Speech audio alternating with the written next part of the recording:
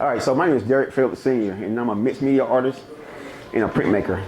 I attended Tri-City High School for the visual and performance art, and where I studied under Kevin Cole. I don't know if y'all are familiar with Kevin Cole, but he's phenomenal. I met him in middle school, actually. He was my middle school, 7th grade teacher, and we continued on to high school under him also. So for the last over 30 years, I've known him, and I also been mentoring under him for those also.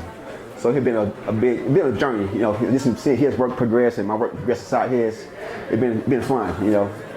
So I'm here to continue my education. I went to Atlanta College of Art, where my concentration was fine arts, but concentration in printmaking.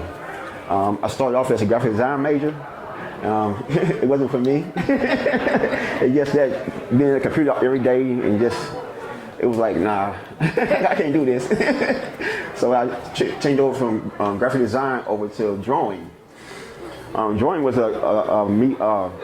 kind of a side thing where it wasn't many students that were actually majoring in art and drawing. So it was like kind of difficult to be in that space by yourself. Just me and one other guy. I was like, nah, it's not fun either. So let me see if I can do next. So I'm riding in the truck with Kevin Cole. It's like, okay. I'm riding in the car with Kevin Cole, and he had a book on his seat said lithography. I was like, lithography? I mean, I've heard of lithography before, but wasn't really sure much about it at all. So he said, yeah, you should go and look for the printmaking department in the school. So I went the next day and went searching for it, you know. So I found the department, and I walked in. Let me try this, Mike. Hold 1 second. It was going in and out. Because the batteries may be down in this one. I apologize, y'all. I was saying it's got 4 batteries, but let's try it one time. All right. So yeah, so the next day I found the department, and I met this guy named Norman Wagner. He's a Atlanta artist, also printmaker. He's phenomenal also. I think I got lucky to meet so many extremely phenomenal artists in my upbringing as an artist. I also had the pleasure of having a class with Megan Thompson. If y'all are familiar with Megan Thompson, she's great also. So I found out printmaking, and Norman kind of walked me through all the departments they had there, and that same day I did an etching, and I was like, wow, you know, like you taking this metal plate and you etching into it, but you drawing into it and putting it into this acid bath, and I'm like, wow, so you put it in acid? He said, yeah, you put in the acid in each way, the open spaces, and that's what you put the ink in, and you print it. I was like, wow, okay. And you make multiple of these? He said, yeah, you make hundreds if you want to. And I was like, okay, hey, I can have fun with this, you know. So it's just one of those things I just gravitated to. And so I left college. I didn't have nowhere to go really. I mean, for me being a printmaker, it was just something that, you know, I did in college, and I did one print with Rolling Stone Press with Wayne Klein. I had a print here actually from '97, so I still have that print. You know, if y'all interested in seeing it, it's out there. And also I have a etching, a 4-color plate etching here also that I did in college. I still have a few prints of. So that's pretty. I actually found them just looking around in my old portfolios. You know, it's one of those things too. I just thought they were kind of pretty cool. I actually still have a couple of them. So progressing on my career, I kind of took a detour from making art. So for like maybe 11 years, I did web design and some graphic design again. I tried it again just to see what I could do with it. It still wasn't for me. So I felt myself not looking at art at all. And I just knew something was missing in my life, you know. Then one day, August 7th, 6 in the morning, sorry, I became a dad. Sorry.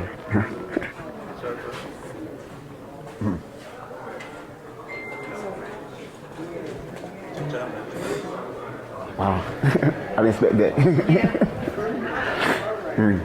Yeah, so becoming a dad, wow, it changed everything, you know.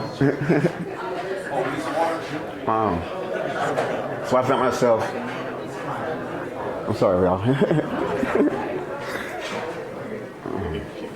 So yeah, so I found myself becoming a dad and questioning everything around me, you know, my identity, who am I, you know. So the same morning, I'm sitting in McDonald's eating, you know, meat muffin, something like that probably. And you know, in McDonald's they have the little playground in there, and the kids were running around, and I could really realize that, wow, I have a kid. You know, I have one that was like a couple hours old. So what did I do? You know, who am I? And just art. You know, I'm an artist. So from that point on, I started drawing again and painting. You know, felt myself. It's all right, brother. It's all right, brother. Yeah, community here, baby.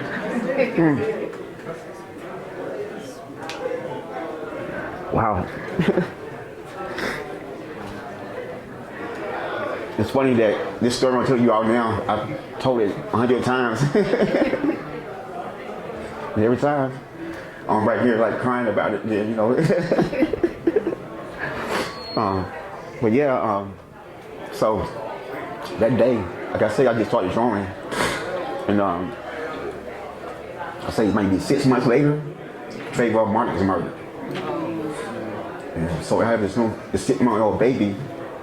I'm trying to figure out, okay, it's gonna be tough, you know. How do I raise him in an environment that don't love him? Possibly, you know. So I did a painting of Trayvon Martin. And I didn't do it just to glamorize his death or anything like that, but just connecting, you know. Yeah. So I still had a painting now. I'm not going to think I did to sell it or anything like that. Just I did it because I needed it, you know. Yeah. So from that point, I just started making art, more paintings. And I kind of forgot about printmaking. It was one of those things I didn't think about, you know, until maybe 2016. And the thing about printmaking is that it's not something you have to do readily. Sometimes you got to have a press and, you know, big setup. But like things like wood cuts and loading cuts, you can do those at home, you know. So I remember that, you know. And actually to go back to high school, I did my first loading cut with the artist Michael Ellison. And he was great too. So I'm looking at all these guys and women that was so great in art. And I didn't realize at the time that who he was, you know, but he meant to printmaking. Actually, he have a few prints of his here that he did before he passed. And then I saw him again at Rolling Stone Press in 2000, and I was doing a print with Wayne Klein also.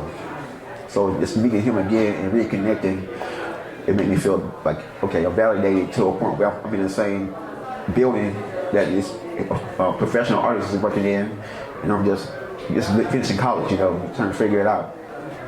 So 2016, I started doing printmaking again at home. And just, you know, I still do printmaking at home now. I live in Gwinnett, so it's a huge kind of drive from Gwinnett to Atlanta printmaking studio. I'd love to be there, but it's just that drive. The Atlanta traffic is, you know, y'all know how it is. It's bad. It's really bad. So printmaking has become my life again. You know, I love it. Probably love printmaking more than any other medium. I'm a mixed media artist, so printmaking kind of go hand in hand with mixed media. I feel that's how I look at it anyway. So think of my work now. So I have these two prints right here. This one of Nina Simone, and the thing is with I speak about being black in my work, and I kind of gravitate to individuals who have a voice that I don't have. Like words to me is the most powerful thing that we have as humans. But being a quiet person, oftentimes I don't really have those words, you know, to express myself verbally. So art is my medium, the tool how to express myself. This piece right here, I also have a piece with, it kind of similar to this piece. It's who is it? James Baldwin. So I normally do a kind of a companion piece. That with those two, it's been two characters I went on with it. And I have a piece of George Floyd and Breonna Taylor, that I have in here also. Yeah. So it's kind of like a companion piece that the same way that always male version or female version. This piece is like for my new series that started this year, and the series is entitled Black Energy.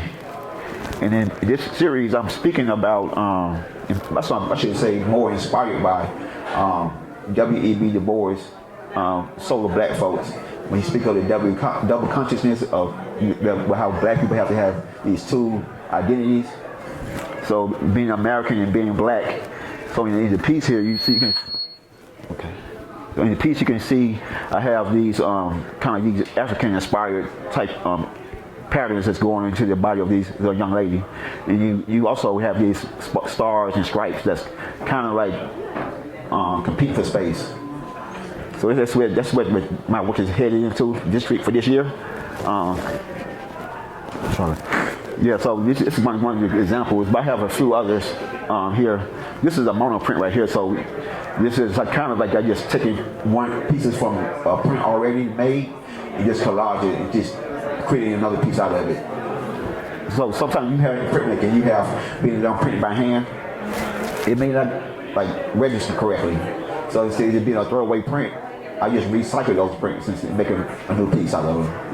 Sometimes I paint on them, or I use like gouache or ink.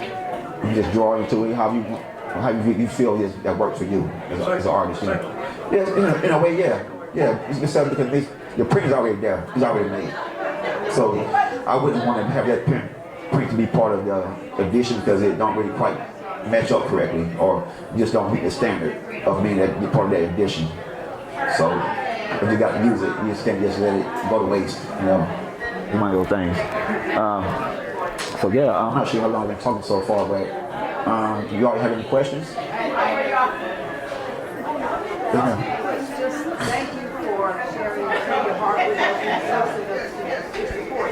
I'm wondering, I'm just curious about the changes and what you wanted to do and how do you make them living? I'm just, because you would sometimes you do it first, sometimes you do it. What were you doing that was supporting you? So you just didn't give up and say, I gotta stick with this because I gotta compete. Yeah. Well, currently I do body work for car on vehicles. It's kind of like a art form in itself also, because you can recreating what was normally once was there, so it still feels like I'm making art, I'm doing my body work.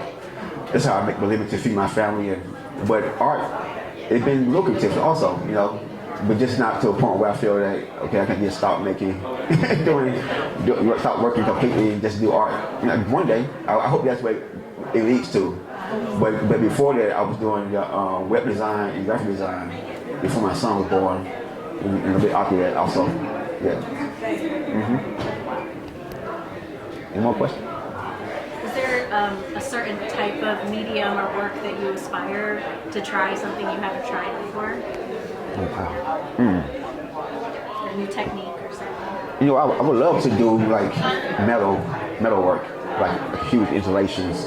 That's where I kind of visualize my work in that way. And it's kind of weird that a few years my mom passed, my brother passed, kind of like a year and a half apart. And since then I've been having these like, I don't want to call them dreams, but it's kind of like right before I go to sleep, I get visions of art that I feel like I made it already, but I didn't make it. So I kind of do a journal, and I had these metal pieces. I'm like, wow, I don't know how to do. So I write them down, sketch them. Yeah. So like I say, I don't have the tools to do metal work just yet, but maybe in the future, it'll be something I'd love to do. Yeah. I would ask with your collages, do you do more collage work, like the whole pieces where it's all kind of like a collage? Well, I also do Willis images, which is a form of collaging also. It's how I see it, because you bring in all these elements of piece of the wood, like you cut out, whatever, how you do it. Instead of being photographic, it's like more wood shapes. So it's the same kind of process, I could say. But collages on like photographic collages, I don't really do that kind of work. Can you say what it was again that you? Wood assemblages. Wood assemblage, yeah. So I kind of like, instead of me following the pattern like painting on canvas, I would paint on wood itself. Then cut the shapes out, and then kind of like merge them together to make a piece out of it. That's what I do most of the time. Yeah. So if y'all can go to my website, you get like more idea of on IG. You may get like more of an idea of what I'm saying. But so I kind of think I come from that background with Kevin Cole. He's a wood artist. Well, he's an abstract artist he bends wood. He bends wood that kind of like abstract figure. I mean, like scarves and neckties. So they all collaged together to make a piece. Actually, he got a couple pieces in here also on the wall if you all interested in his work, Kevin Cole. So look him up. And he kind of like he's great also. Surprised he's not here. See, he comes today, but he probably be here. He probably was here last night. He might be here later on today. But so y'all know wood assembly artist. Yeah. Does your son do work with you? Does your son do work with you? Well, that's a good question. You know, when he was younger, he really enjoyed it. Well, as he got older, he's going to high school now. So his first year in high school. Right. Right. Well, he said he wanted to be an artist. But I'm like, you can't be an artist without making art. So, you know, when you decide you're going to be an artist, come on, we can make art together, you know. But at this point, he just loves video games and technology, that kind of stuff. He's a kid, he's a boy, you know, the typical boy. Yeah. Actually kind of reminds me of myself so much. But around 13 is when I became interested in art. Before that, I knew I had the talent to make art, but it wasn't anything special to me. I felt that I knew I was kind of like better than other kids because the kids would tell me I was better than them. You know, but other than that, I thought that we all can draw, we all can paint, or whatever we did, you know, no big deal. So just that they said, "Well, you good, man." And I was thinking back in like second grade, I had a friend named James Williams, and James Williams, his mother used to cut his hair. So when she cut his hair, he got like kind of like you gave him a bowl shaped haircut, and everybody picked on him all the time. So he was sitting next to me one day in class, and I started drawing him, not thinking that I can really do it, but I just did it. And everybody was like, "Wow, you drew James? Like that's James." So it's just one of those things that I never, you know, I know I can do it, but I just didn't take it serious to that point, you know. Yeah. How being a father kind of inform your art going forward since your son was born and him kind of getting older? Yeah, I think that it gave me something to make art about other than what I see in society. I make up art about me and him and our relationship. It's been pretty interesting to let him see himself on a different scale. I have a mural up right now.